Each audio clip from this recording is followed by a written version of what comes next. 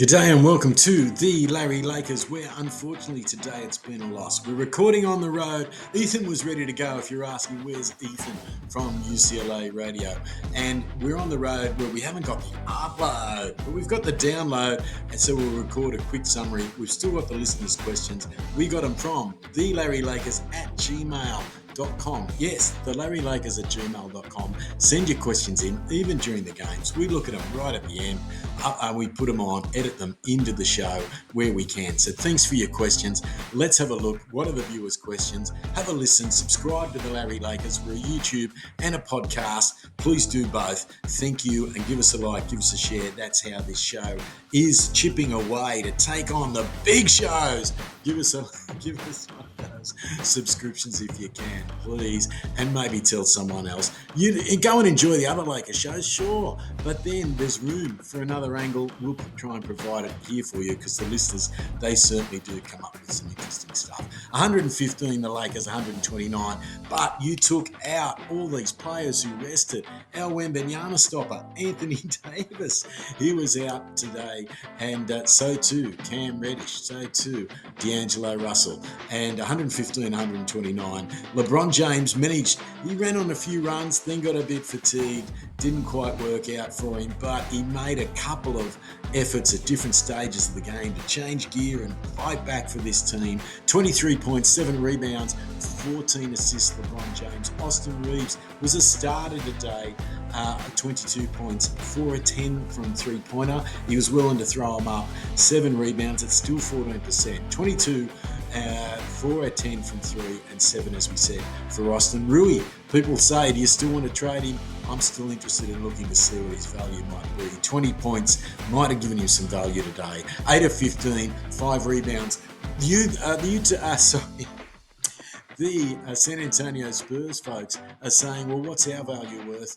How about this? Give us a credit. Well, Devin Vassell, I love how if you go and watch James Worthy there on Sports Spectrum, he's calling him Vessel like blood vessel, but it's Devin Vassell like Castle. Here he is, 36 points, 5 of 10. It seemed like he didn't even miss any, but 50%. When you take 10, that's a good sample. From three-point land, 6 rebounds. Keldon Johnston, very handy there, a bit like Bruce Brown there that used to be at Denver and got a bit chippy there for the Pacers with D'Angelo. But forget that. Keldon Johnson, 17 points, 6 of 16, 6 assists. Victor Wembanyama, 13 points. But what about 15 rebounds? He changed shots and they got rebounds. He didn't get the 30 points like the other night and didn't get a stack of blocks, got the 2.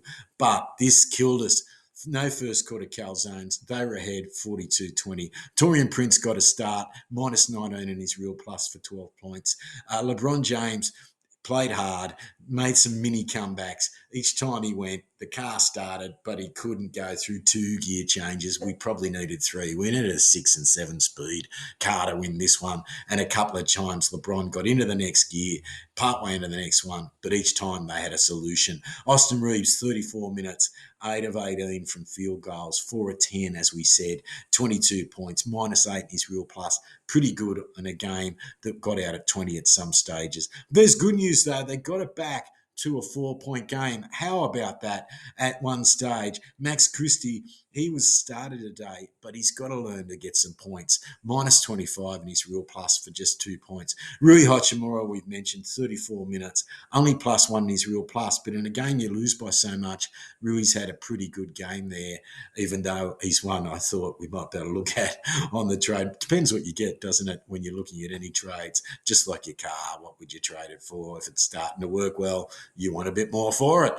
Vanderbilt, not a great game for him, 13 minutes and minus 2, though. Handy when he was on, but not a lot of points. 0, 5 defensive rebounds, nothing in the steals, nothing in the blocks for Reed. Christian Wood, was this one of his better games? Well, again, he's another guy I'd be interested to see what we can get for him. And maybe this was some good 30 minutes, 6 of 10. He did hit 2 or 5 from threes, and he hasn't hit many for a long time. But this worries me. The fact he's not hitting free throws, 3 of 8 on the free throws. He's got to learn to play the style the Lakers want, not perhaps the style where we score more points, and maybe another team could use him in that style he's used to. Plus 13, though, one of absolutely the best, real plus minus, and a good sample size for anyone who's played 30 minutes. 17 points, so maybe the Christian Wood supporters will say, well, there you go, he deserves better. 17 points, 30 minutes. Me, I'm thinking that's good. Maybe that's an argument another team could use him, or maybe that's an argument someone else will say that we can rehabilitate his style of play and get it into here. Demoy Hodge, we're big Demoy Hodge fans from the Summer League. 8 minutes, 2 or 3 in the field goals, +5. And he played early in the first half. I think he deserved a little bit longer, but see what you think. I'll have to go back and have a look. Colin Castleton got a +6, but really it was in garbage time there. They got it back there, the Lakers, to a decent go after losing 42-22, 40 points, 27, put a late second quarter run in. What about pokes in the eye to LeBron? The more times he's poked in the eye, maybe he could come back once, but another one, he got one from Zach Collins, and then the poke in the eye stayed down. They reviewed it. It wasn't a flagrant foul of any sort. In the corner, a couple of plays later, LeBron over Wembanyama, one of the highlights of this game, got us on a mini run, LeBron. But we got it back to 3. Keldon Johnson goes down the other end really late in the second quarter, gets his shoulder into Wood, gets a plus, the 2+1, and that makes it back to 7. They get away from us a little bit, just edge away third quarter, and we try and come back, get it back again to about 5, but we couldn't get any better than that. Each time we got it close, they found a 3. Everyone starts shooting threes and stars there for the Lakers.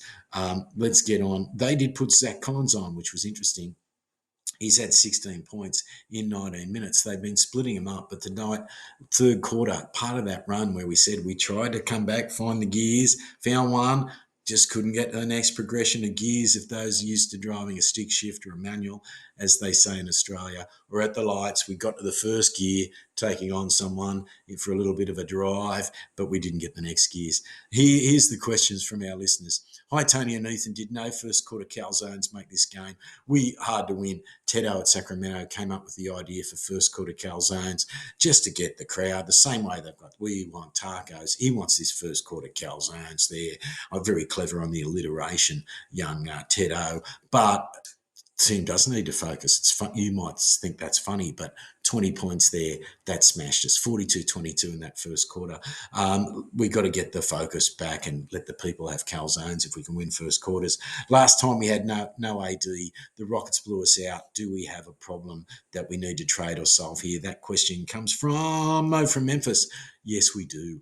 Maybe we need some sort of, we've always said we lacked a banger and we lacked that heavier style of centre who could step against a few of the bigger centres. There's not 100 of them anymore. Every team hasn't got one, but we need that. And for some reason, infatuated with a centre who could score a 3 and a bit of a rim runner, we hoped in Jackson Hayes.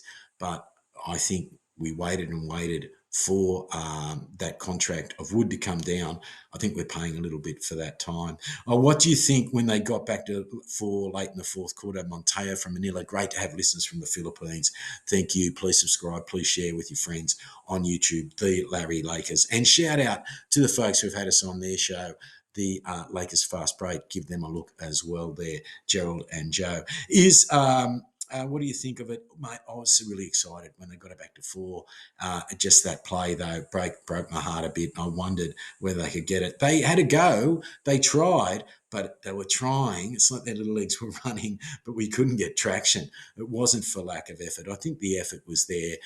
Combination wasn't there, and we needed a little bit scoring or a little bit of luck to go our way to maybe get it, and whereas a little bit of luck and a little bit of form was going their way, like guys having a career night against the Lakers, shooting the lights out, that sort of thing, a little bit, and maybe they are due for that bit of luck. They'd lost 18 in a row. They were at home. they were due for that bit of luck, but I got excited when it was 3. Yes, I thought maybe something's coming. Trivia question here: which team had scored 87 points against the Lakers in their last 2 quarters from D Styles at the nation's capital? Without googling, I'll let you have a look at that. Is Reddish, Russell Davis, 47 points combined? Any excuse? Sean of Abbey Takeaway. I think they do catering as well. Google them, Sean at Abbey Takeaway, and get a quote for your next event. But Sean, what a good man and basketball supporter. Is Reddish, Russell Davis 47 points? Well, that's what they average, 47 points combined. When you take that out of your starting lineup, I think you're going to struggle. Yes, but it's no excuse. With other teams who've got injuries at times. AD was able to win it without LeBron. What about LeBron wins one without AD? And as they've mentioned, the 2 times AD was out against Houston, and this game we've been smashed. We little bit guilty of LeBron watching and just standing around. And tonight, I think we were waiting for things to happen, but there was a little bit of movement off the ball. I just think there were so many parts out that the parts didn't quite move together. Has any of this quelled your trade for Rui question? Trevor Lane at Cul-de-sac. I think that's one of our listeners making fun. I don't think it is the real Trevor Lane, but great call sign in Lakers support. Trevor Lane, no, it hasn't. It's a great, I'd love to see him absolutely perform. But at 17 to 18 million, and of course, that means you've got to question D'Angelo Russell at that money. They're on that big money. We re-signed rather than look for another player. I think they're not quite performing consistently at the money we're paying, that 36 million for these 2 guys. And that Grant Williams contract highlighted that in our loss against the Mavs. The trivia question there, 87 points, of course, was the total of the 4th quarter, which has probably loosened them up. So D Styles, great question, because the Spurs, familiarity breeds contempt. They got a bit familiar with our style of play by what they could do and putting a dent in the score, 4th quarter, last game, and it's a back-to-back, so they're familiar and comfortable at home. And, of course, everyone wants to have a career night against the Lakers, and they did. Usually when they have 1 in 100 night career night, Palinka signs them, so look out. Ethan, how were your exams at UCLA, and did you love the AD Wemby matchup? Ethan, as I said, was ready to be on the show. He smashed his exams at UCLA. He'll be on the next show. That's from Red Soaps. Red Soaps, what a great name, at Scotown. Red Soaps at Scotown. And he was excited by the AD Wemby matchup. We missed our Wemby stopper today in the form of AD, but what a head-to-head little mix it was. AD first half, Wemby coming back 4th quarter. Do we simply need more of Tony Summer League favourite Demoy Hodge? Jumping Justin at Soccer Lads, Jumping Justin. I believe he's a good soccer man.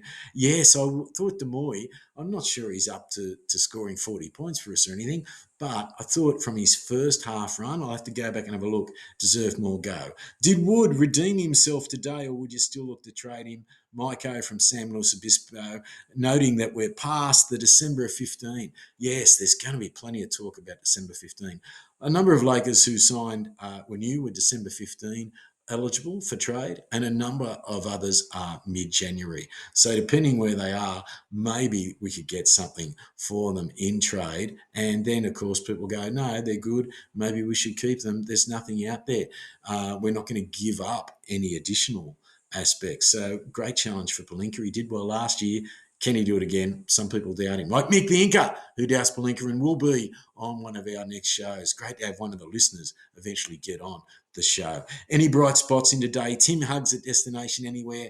Oh, a little bit Austin Reeves when he was fatigued and said to the bench, sub me off, and then he goes and runs on a scoring spree, and we get it back to 5. Maybe a little bit of Wood, whether you're going to keep him or whether for trade. Maybe a little bit of Rui.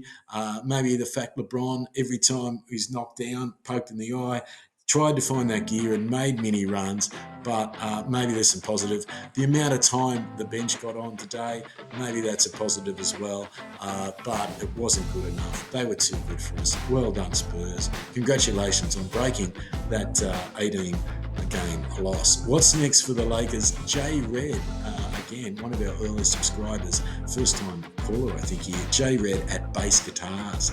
Jay Red at Bass Guitars. Next for the Lakers is the San Antonio Spurs for today, the 15th. So we're going to December 18, LA at the crypto, but we've got to play the New York Knicks. They're about the same as we are in the comp. Not quite the same number of games to losses, but they are a little better placed because of the competitive nature or scores in their Eastern Conference. I think they're about fifth. We unfortunately have slipped to seventh tonight, and quite some interesting teams ahead of us. The Clippers have slipped one spot ahead of us, or moved up. We're the ones who slipped. And of course, a little higher than them, you've got the Mavs up there.